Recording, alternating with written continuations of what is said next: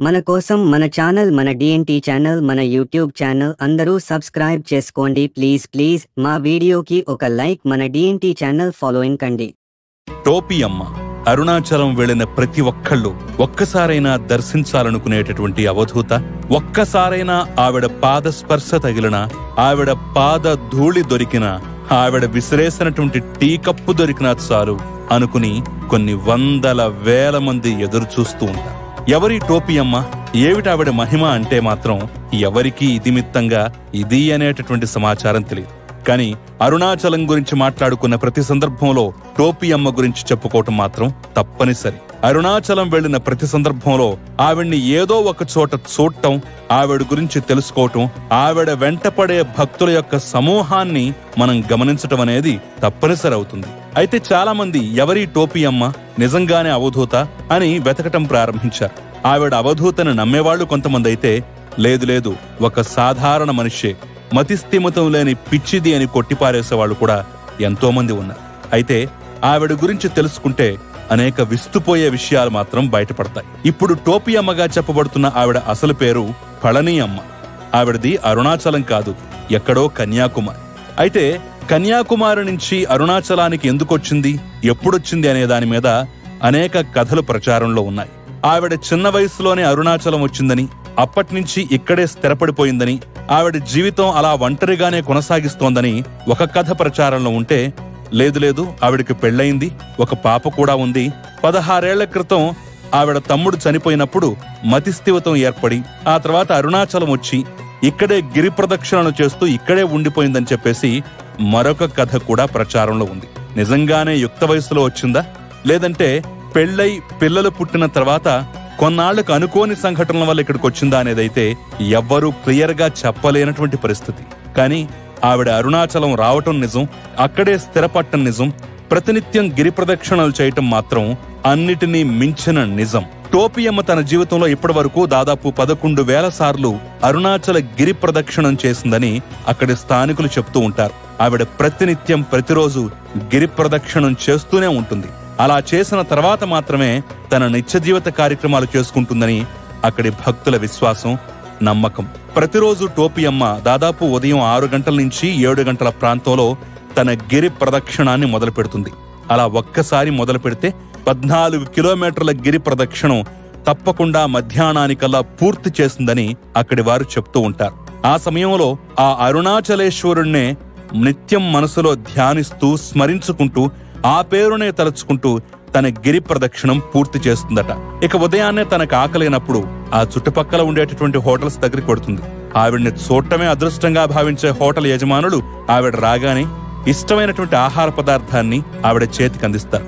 అందులో కూడా తనకిష్టమైనంత తిని మిగతాది అక్కడే పడేసి వెళ్ళిపోతుందట. అలాగే చాలా మంది హోటల్ యజమానులు టీ కప్పులు ఇస్తూ ఉంటారు, కొంతమంది జ్యూసులు కూడా ఇస్తూ ఉంటారు.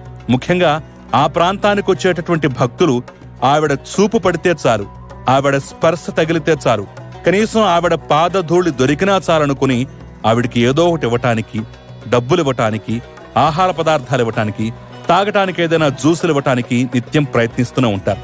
ఆవిడ చిరాకు పడిపోతూ వాళ్లను కొట్టినా తిట్టినా అదే తమ భాగ్యంగా, సంతోషంగా, కనీసం ఆ సందర్భంలోనైనా సరే టోపీ అమ్మ చెయ్యి మన శరీరాన్ని తాకిందని చెప్పేసి పులకించిపోతూ ఉంటారు. దీనికి ఆడామగా తేడా లేదు, ప్రతి ఒక్కళ్ళు అలాగే ఫీల్ అవుతుంటారు. కానీ భక్తుల తాకిడి ఎక్కువ అవడంతో టోపీ అమ్మ మాత్రం చాలా ఇబ్బంది పడిపోతూ ఉంటుందనేది స్థానికులు చెప్తున్న మాట. ఇక టోపీ అమ్మ ఎందుకింత ఫేమస్ అయిందంటే దానికి కూడా ఒక సంఘటన కారణంగా చెప్తుంటారు. కొన్నాళ్ల క్రితం, గట్టిగా చెప్పాలంటే ఒక 15-16 సంవత్సరాల క్రితం, మణిమారన్ అనేటటువంటి వ్యక్తి తనకు కిడ్నీలో రాళ్లున్నాయని అనారోగ్యంతో బాధపడుతూ ఉన్నారు. ఆ సందర్భంలో టోపీ అమ్మ తనను తాకిందని, అప్పటినుంచి తన కిడ్నీ సమస్య పోయిందని మణిమారన్ చాలా గొప్పగా చెప్తూ ఉంటారు. అప్పటినుంచి టోపీ అమ్మను సేవిస్తూ ఉంటారు. ఒక విధంగా చెప్పాలంటే టోపీ అమ్మకు ఏకైక సన్నిహితమైనటువంటి వ్యక్తి ఈ మణిమారన్ గానే చెప్తూ ఉంటారు. ఈ మణిమారన్ గురించి చెప్పాలంటే అతనికి కూడా గొప్ప చరిత్ర ఉంది. ముఖ్యంగా ఇప్పటి వరకు దాదాపు 6,000 అనాథ శవాలకు అంతిమ సంస్కారాలు చేసినటువంటి వ్యక్తిగా కూడా మణిమారన్ కు గొప్ప పేరుంది. ఎక్కడ అనాథ శవం కనపడ్డా సరే తానే స్వయంగా వెళ్లి తన సొంత ఖర్చులతోటి శ్మశానానికి తీసుకువెళ్లి ఆ వ్యక్తి ఎవరో తెలిస్తే వారి సంప్రదాయాల ప్రకారం అక్కడ దహనం గాని ఖననం గాని చేస్తూ ఉంటారట. ఇప్పటి వరకు ఆయన 6,000 అనాథ శవాలకు అంత్యక్రియలు చేసినటువంటి గొప్ప వ్యక్తిగా అరుణాచల ప్రాంత ప్రజలు, ముఖ్యంగా తమిళనాడు ప్రాంత ప్రజలు చెప్తూ ఉంటారు. మణిమారన్ గొప్పతనాన్ని జయలలిత, రజనీకాంత్ వంటి వాళ్ళు కూడా గుర్తించి అనేక సందర్భాల్లో ఆయన్ని ప్రశంసించారు కూడా. అలా మణిమారన్ సమస్య దూరమైన దగ్గర నుంచి టోపియమ్మ మరింత ప్రాచుర్యం, ప్రఖ్యాతి సంపాదించుకున్నారు.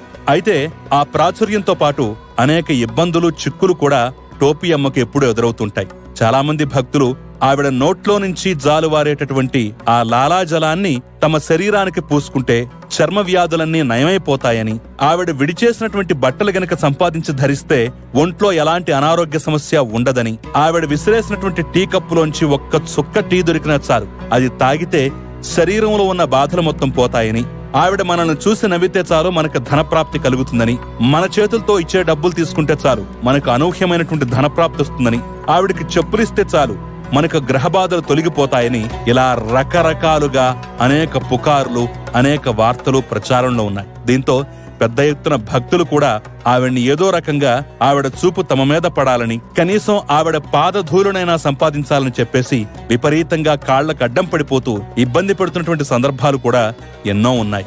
అయితే ఈ మధ్య కాలంలో వీటన్నింటినీ గమనించిన కొంతమంది భక్తులు ఆవిడకు నిత్యం రక్షగా ఉంటూ ఒక మానవహారంగా ఏర్పడి భక్తుల తాకిడి ఎక్కువైనప్పుడు ఆవిడ చేత గిరి ప్రదక్షిణం చేయిస్తూ ఉంటారు.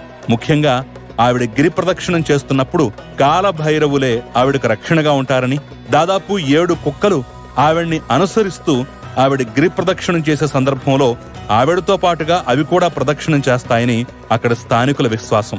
చూడటానికి మతిస్థిమితం కోల్పోయిన దానిలాగుంటూ పాత బట్టలు ధరించి నోట్లో నుంచి నిత్యం లాలాజలం కారుతూ శరీరం మురికితో దుర్గంధం వెదజల్లుతూ అట్టకట్టినటువంటి శిరోజాలతోటి మతిస్థిమితం కోల్పోయిన వ్యక్తిలా కనిపించేటటువంటి టోపియమ్మలో చాలా మంది అవధూతను చూస్తుంటారు, దైవాన్ని చూస్తుంటారు, చేతులెత్తి మొక్కుతూ ఉంటారు.